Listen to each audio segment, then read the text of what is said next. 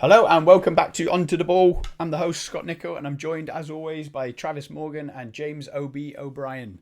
We're here to go through the Liverpool versus Chelsea game on Saturday. We'll give ourselves a few days to get over it.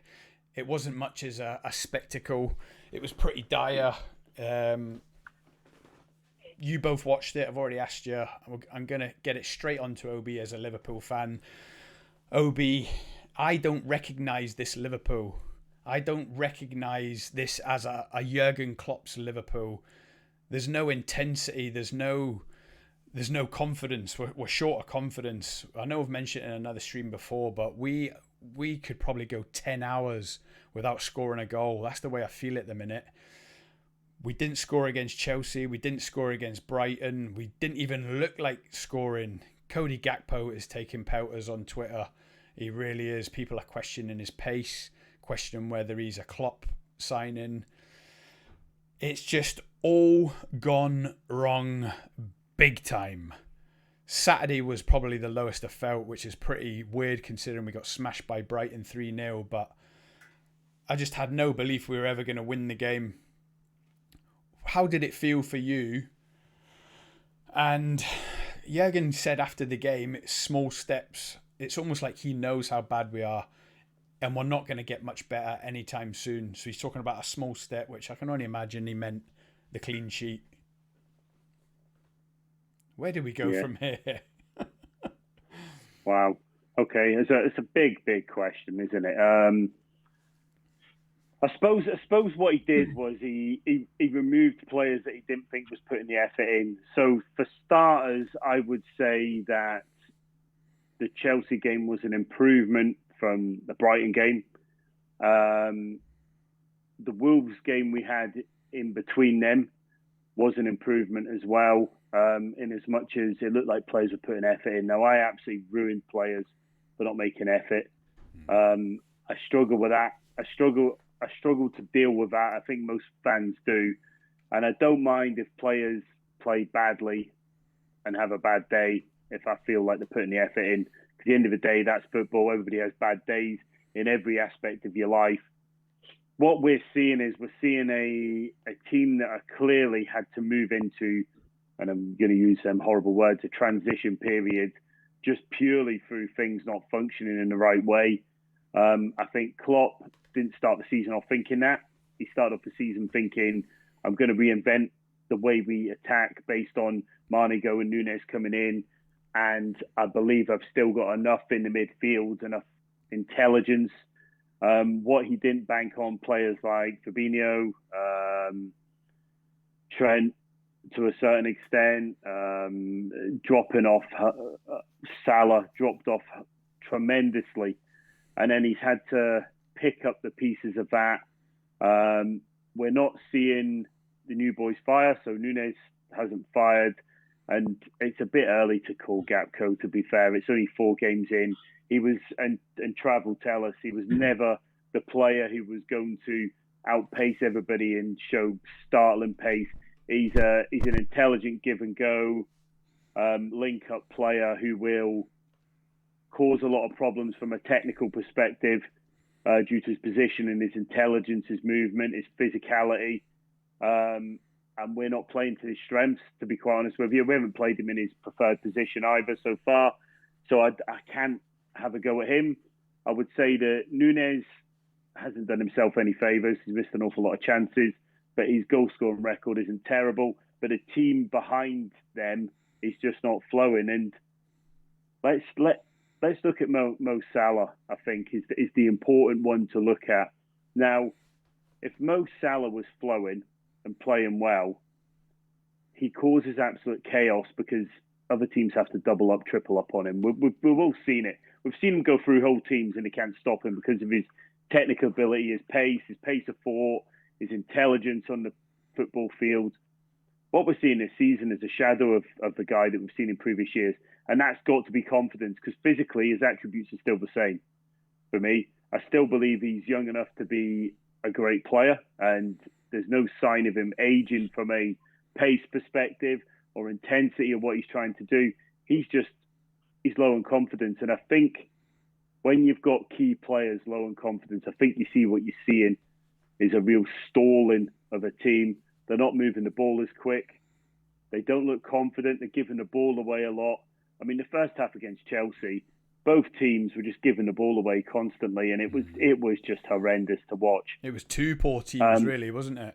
It was absolutely. And in the second half, Liverpool had about 10, 15 minutes where they looked all right, and then Chelsea come on quite strong as the half went on, and of course lost a lot of problems. But I think for me, I think we're in a period now where Klopp's either got to sort this out really, really quickly and try and get us on a run, and he'll know how close we are to doing that because he'll see us on the training field every day, and he'll think to himself, okay, so who can I use? Who can I not use? What system can I use? I do think he needs to do something with the system. We are seeing a little bit more of a movement towards we're not really pressing anymore, which is interesting. Yeah. That's a change. So that's a tactical change. So has he decided he's not going to press? I think he has, and it's probably to protect the midfield areas.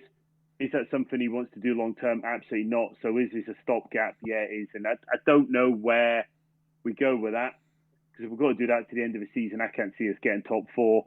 But if this is just till we bring in somebody, I can kind of accept it, and I understand the short-term necessity. So overall, the game was not very good. I thought Chelsea's new boy looked particularly good. I'm worried about Gakpo shooting, but I think he was snatching the same way we've seen Nunez snatching at the ball, when I think it's far too early to be calling him out and going, you're not good enough, because the guy clearly is. I think he had a good World Cup. He scored a lot of goals for PSV, and I think he's a capable player. He just needs time, and he needs to come into a team where we aren't having so many people low on confidence, Scott. Do you think we've been a little bit unfair to him, Trav? In that he's kind of been thrown in at the deep end, hasn't he? He arrived. He started all 4 games since he arrived. We've had Nunez go out the team. We've basically not flogged him to death, but he's been straight in, sink or swim. So there's been no blooding into the side. There'll have been minimal training around our system. This is what we expect from a player like you in the system that we like to play. And it's hard not to feel sorry for him in a way, that he's not coming into a successful side that was flying like Luis Diaz did. And I'm not going to judge him after only 4 games, but I am going to judge him. I wished for more. I wanted more. I hoped for more. I know you said in the group chat, Man United have dodged a bullet. I don't know if you were being serious. Give us your professional thought, non-gassy thoughts. Yeah. Reminds me, I don't want to relate it back to United, but it does remind me a little bit of when Jadon Sancho came in at United. And obviously Sancho is a similar type of winger to Gakpo in terms of wanting to link with people. Now, when you're linking with people, you do need people that come short, and you do need people that go in behind as well. But it needs to be sort of telepathic. It's routines that you practice when you're that type of player, because he's not one of those people like a Diaz who just wants to rip you apart one-on-one and is very direct like that. So like when Sancho came in at United, he struggled because it's like everything was sort of in front all the time, and he didn't have people wanting to do those little combinations, running in behind and things like that. So when I look at Gakpo now, he's walked into this Liverpool team, and like you said, because it's not fully functioning, he is going to suffer because he's not that sort of direct one-on-one player. So it is definitely too early to judge him, because if Liverpool have bought him, they've obviously bought him knowing what his attributes are. So there's obviously got to be a plan for him to get the best out of him. And what that is, I'm not quite sure. That brings me on to sort of a broader point. And when I look at Liverpool now, this is me, like no banter, as professional as possible. Like everything just looks and feels up in the air to me. Now, I don't want to mention the manager because I've mentioned him a lot in the group chat and stuff. But like, I think because of the ownership as well, same with United, I think the difference between United and Liverpool at the moment is that our manager's just arrived. So you would expect that he's going to be staying for a number of years. But I think because of the players and the situation with some of the players aging and some of the players have been there a long time, I don't think you can confidently say that a lot of these players and the manager as well, a little bit, that you're definitively confident that they're going to be here for the long haul. Now, that for me is being reflected in the performances, because I'm not saying you're seeing a lack of commitment necessarily, but I think there are shades of it a little bit. Players like thinking, oh, well, what's going on? We don't know who the owner's going to be. Klopp came out in his pre-match and said, I've got another 10 years in me if you want. I watched it, and that in some ways it's very positive, because I think what he's saying is, I've got the energy to go again, like I really want to go again. I love this club. But I think he's also at the same time questioning the board, saying, if I'm going to go again and I've got all this energy, I'm going to need the backing. Do you know what I mean? Or if you're not going to get the best out of me, like I can't. I think what he's saying is, you can't just sort of. I'm not saying 200 million every year. It doesn't necessarily have to be that. But I think it is a little bit of a rallying call out to the board, saying, I need more than what I'm getting if I'm going to really commit to rebuilding the team that it needs in the way it needs to be rebuilt. Because let's be honest, like you said, it needs a couple of midfielders. It needs freshening up. Some bodies need to go out as well. And I think what he's saying to it is, I want to do it. I've actually changed my stance. Like, I'm actually hand on heart saying, I think Klopp does genuinely want to stay, but under the right conditions. I think he needs assurances that he's going to be backed properly, that everybody's moving in the same direction. The ownership that comes in really wants to take the club forward in the right way and invest in the club in the right way. So that's genuinely what I'm seeing at the moment. I'm just seeing a lot of uncertainty. The fans don't really know what's going on, and that's going to transmit to the players, because the atmosphere on the ground.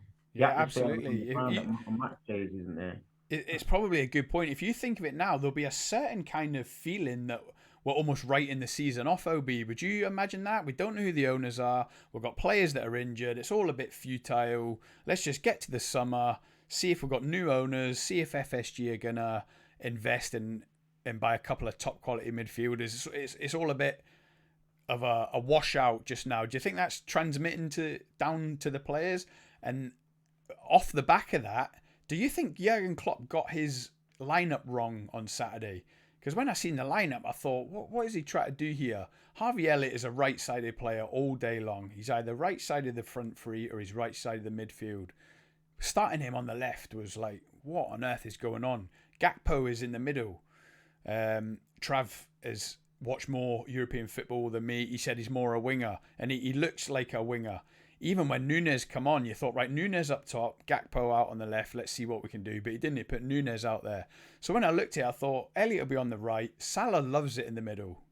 We all know that. He loves it in the middle. He loves getting goals. That might be somewhere for his last year or two at Liverpool, where he is in the middle, a bit like Cristiano Ronaldo, when he hasn't got as much pace. So did he get his lineup wrong? Should it have been Gakpo, Salah, Elliott on the right? It could only be what he's seen in training, because there was no indication he was going to do that in the previous games. And I have this feeling that he's seeing stuff in training, and there's obviously something going on with a few of the players, whether it be they're seeing data and numbers and knowing that they're getting really tired, or whether people have got injuries and he decided to go down that route. It did look like it was strange. We puffed at points, but I couldn't see what the tactical strategy was with doing that as well, Scott. So for me, it was a weird one. There must have been a thought process behind it. Klopp is very, very good at tactics and little changes, subtle changes that make a difference in games. He just didn't get that one right, and I don't know what the Elliott piece was. Sticking on Harvey Elliott, I don't know what his best position is, Scott. I think there's a player there, and I know you want to say something like at another club or something like that. No, but he's impressed me with his desire. So no, I'm not writing him off. I put it in the group the other day that I commented on a Facebook page that he should be in the reserves. His best position should be in the reserves till he's 21, 22. He's got a bit more man muscle and he can handle himself. He's equipped for the Premier League. This isn't fair on him getting chucked in at 19 years old. And I know, and I wrote it on Facebook, I know everyone will say, yeah, but Jude Bellingham's 19. Jude Bellingham is a man.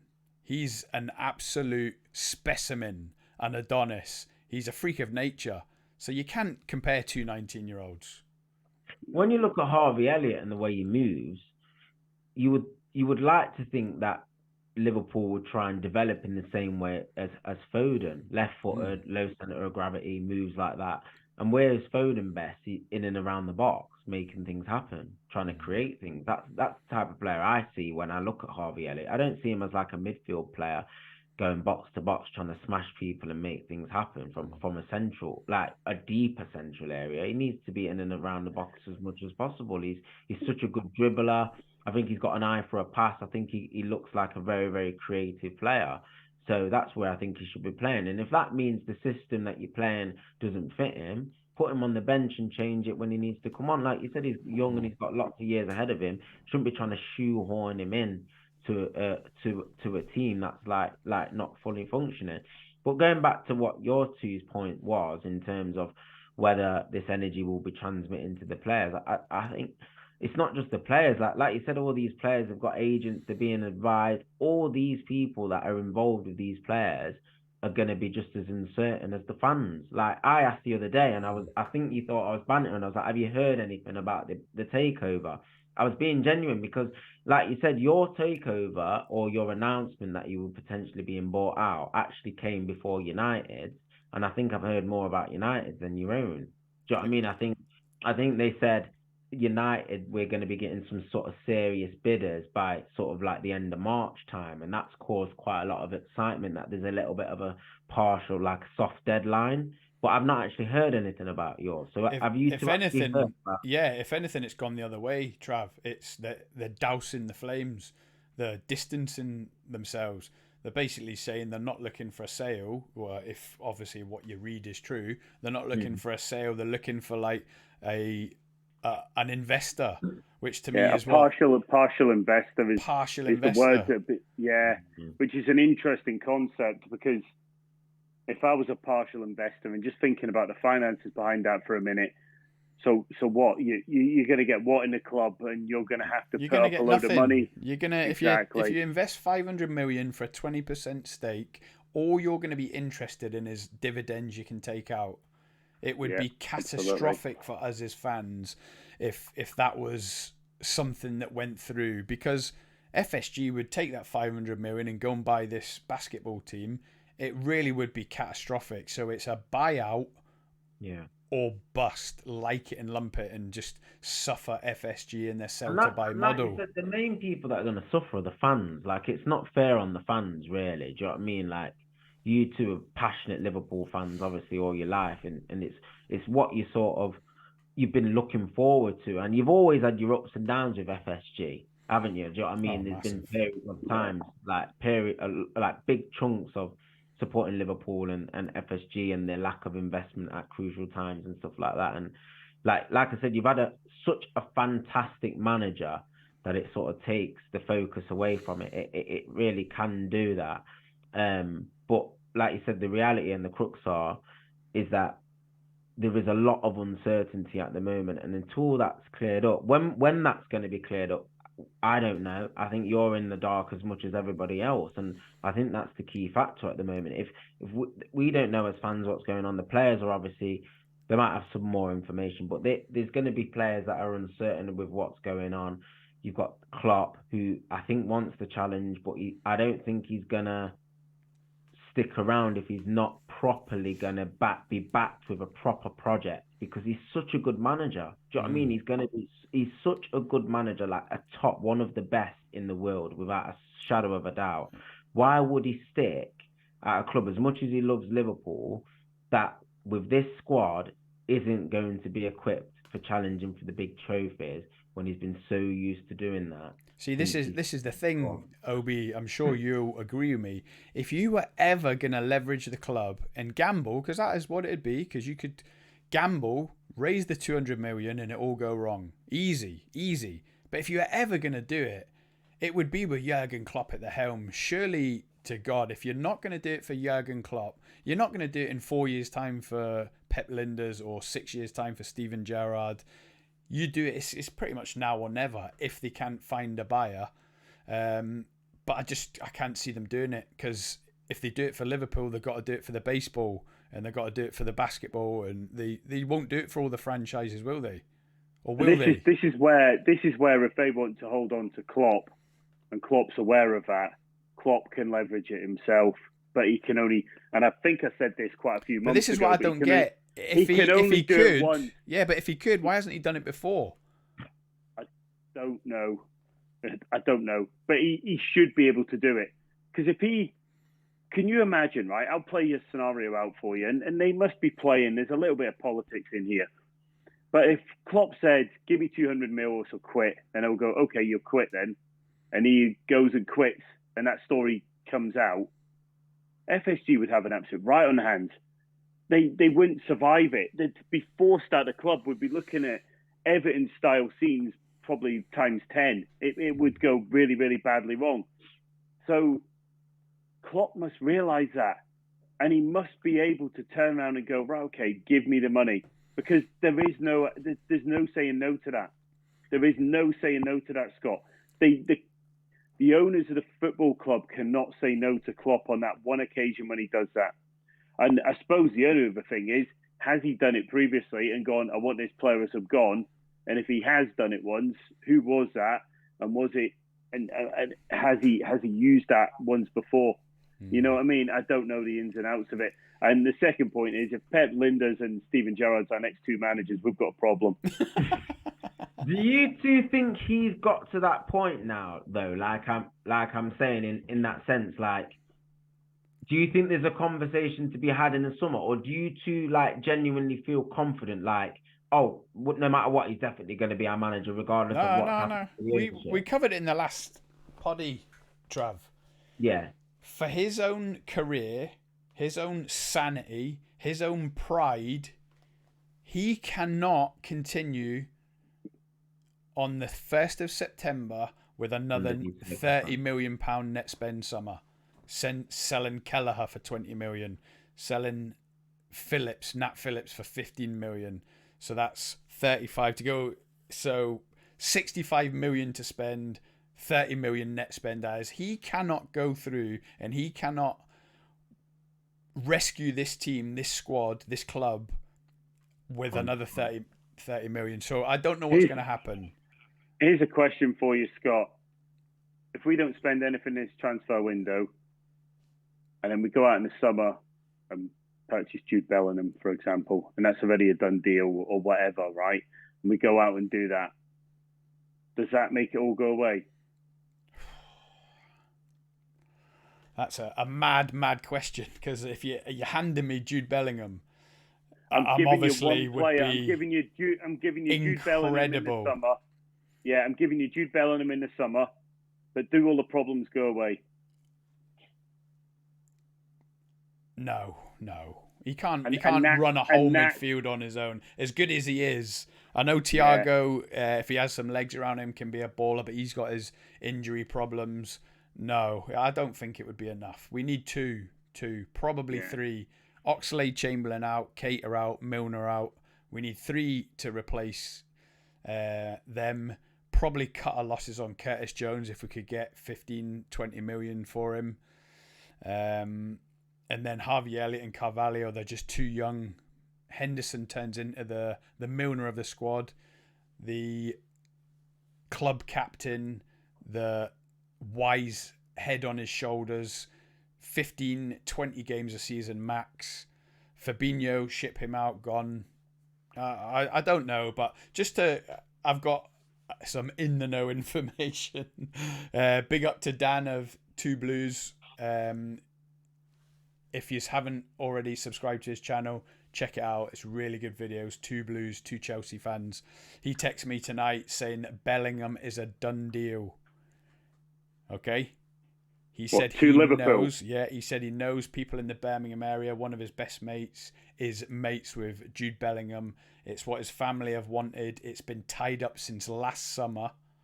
And he said he's gutted because he wanted him at Chelsea.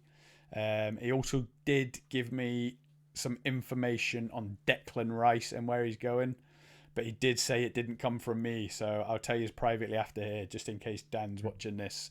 So yeah, I mean, on that report that I watched, I don't know if any's watched that video on the Liverpool money today. It was an hour-long video, but I watched some comments after that, and apparently the way our finances have fell, because our finances go, I think it's or February to March. So there's been a big chunk of money, probably from getting to the Champions League final, that hasn't been recorded, and apparently we have got up to 250 million in the summer spare, not even raising funds. But I sound bipolar now because I'm like, we're in the mud. FSG are skint. They'll never put their own money on the line because they'd have to do it for their other franchises. So I don't know what way to go. You tell me, what way is it going to go? That's the thing. No one sort of knows at the minute. But just quickly, Trav, if we get 250 million, OB, yes, it'll be enough. We'll be back. Yeah. Okay. Cool. Caicedo, Bellingham, and then who would I have in that hole? Enzo Fernandez. There you go. 250 million. We're back, baby. Wow. Yeah. There you go. Let's end this video with another one-word answer. Liverpool top 4, and it's probably going to be an easy question. Trav, are Liverpool going to get top 4? Not for me, no. Obi? So, winner game in hand would be 7 points behind United, who are in 4th. With them still to play at Anfield. God, right. Okay, always back your team. Yes. Sneak in. I'm going to be totally honest. It's not beyond the realms of possibility. Oh, of course, anything's possible. Win 5 games in a row and the world can look rosy again. But no, I think we're going to be miles off it. We're going to be nowhere near. Absolutely nowhere near. Unless Diaz comes back from injury soon. Van Dijk comes back from injury soon. Jota comes back from injury soon. You know, things can turn around quickly in football. Look at Arsenal. Look at Man United. Right, boys, it's been a pleasure on a Tuesday night. Thanks ever so much for your time. If anyone's made it this far, don't forget to like and subscribe, and we'll see you all on the next video. Cheers, gents. Cheers.